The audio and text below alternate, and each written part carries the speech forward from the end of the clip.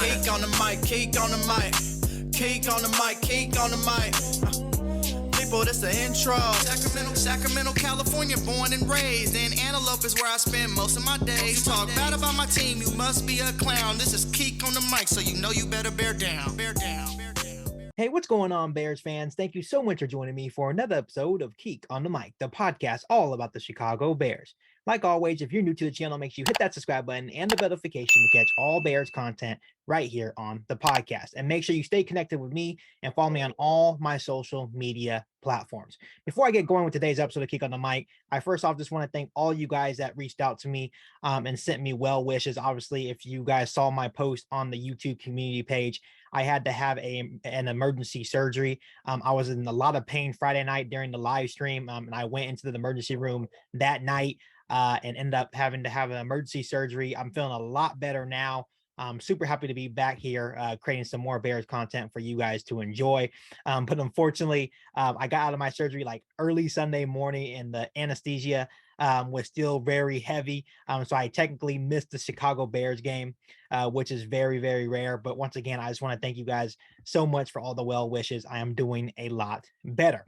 But obviously, the Chicago Bears dropped another one against the Philadelphia Eagles by a score of 25-20.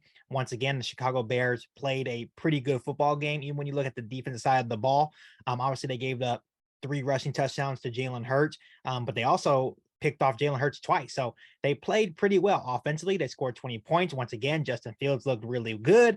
But that's not what I want to talk about today. Obviously, we know that the Bears are out of it. They are focusing on the offseason now. But what I really want to talk about today on the podcast is the lack of calls that Justin Fields has gotten, not only in this game, but during this season. Obviously, Justin Fields just reached another historic landmark in his career for rushing for 1,000 yards in the season. I believe he's the only 3rd quarterback in NFL history to do that. Obviously, Michael Vick, Lamar Jackson has done it twice. And now Chicago Bears quarterback Justin Fields has reached that significant landmark in NFL history. So congratulations to Justin Fields.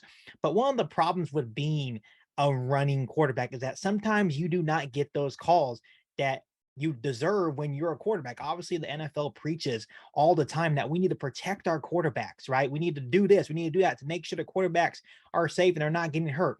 But my question to the NFL is, where is the protection for a guy like Justin Fields?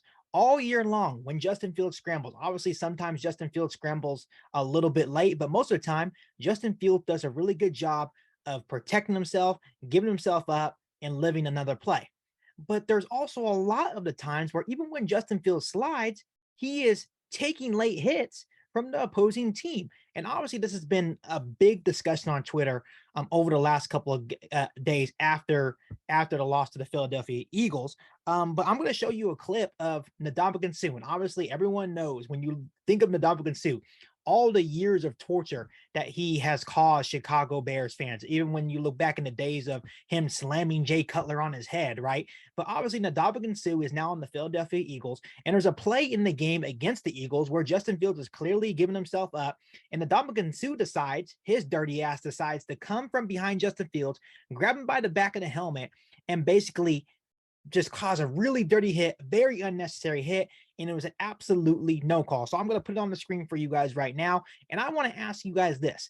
How in the hell is this not a no call in this game? Obviously, I didn't watch the game live. I was really, really sleepy trying to get off this anesthesia, but once I rewatched the game, that was one of those plays where I was like, how in the hell, as an NFL referee, do you miss this call? Obviously, we talk about how bad the referees have been in terms of pass interference calls, intentional groundings, roughing the passers. But at the same time, this is clear, unnecessary roughness on the Ndamukong Suh. And the thing that makes it worse, everyone knows the track record that the Ndamukong Suh has, of being basically a quarterback killer.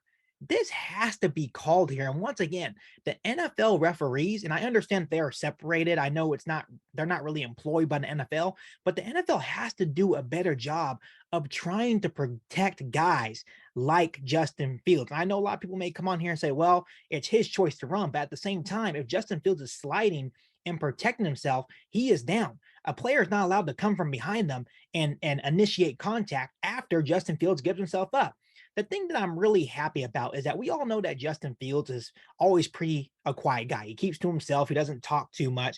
But even Justin Fields is starting to get fed up with the fact that he is not getting any of the calls. And obviously, in a Wednesday presser, Justin Fields spoke about the frustration of not getting these calls. Check this out, Bears fans. A scramble, I think, in the first quarter, and it looked like, from what I saw, that you were objecting to getting hit in the head by Ndamukong Suh. Yeah. Slide. What did you think when you saw it on replay? I mean, it's just been too many times where I've gotten slid and hit too late, and I don't get the flag. So, I mean, at this point in time, did you not hear me? Or? Yeah, I didn't. I missed the part. I said it's been like just too many times this year where, I felt like I've gotten hit late or something like that, and there's been no flag. So, I mean, I'm gonna be on the refs, just looking for a call. But when I think it's a flag, then I'm gonna ask the ref. And on Sunday he said that he didn't think it was a foul. But yeah, I mean, I'm just gonna be begging for those calls and just hope that I get one in the near future. So yeah. And obviously, Bears fans, when you listen to Justin Fields, he obviously sounds frustrated, and rightfully so.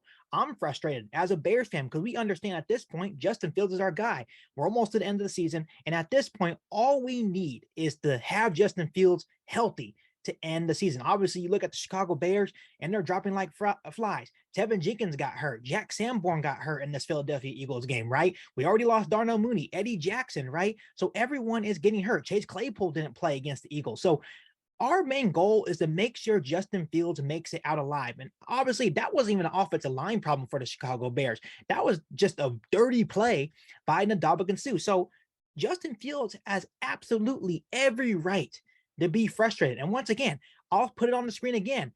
This hit by Ndamukong Suh is clearly late. Justin Fields is giving himself up.